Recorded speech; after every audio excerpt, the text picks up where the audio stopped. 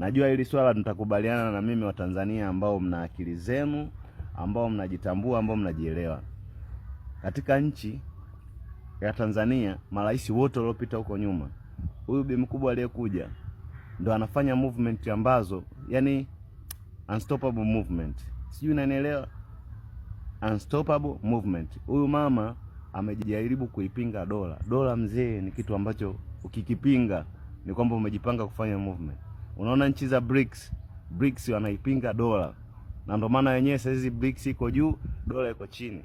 Hamna maendeleo ambayo tunaweza kupata zaidi ya kuikataa ile dola. Na ndio maana nchi za magharibi zinamkandamiza huyu mama, tuendelee kuenyeka, tuendelee kuteseka. Sasa nisikilizeni wenyewe vijana wapumbavu ambao hamna akili, mataira vichaa. Kwa sisi ambao tunajielewa, hatuwezi kuichagua Chadema hata jua lipinduke. Sijui unanielewa? Tukikabidhi nchi kwa magharibi, tuwakabidhi nchi Ubelgiji, tuwakabidhi nchi England, French, nigga, tutakuwa tunafanya nini kwenye maisha? Sisi na Russia, Mama Samia mitano tena yake. Kwa wapumbavu ambao wajielewi, mtamind sana, mtacomment upumbavu. That is not case for me. All I know, we need changes, not democracy. You already know.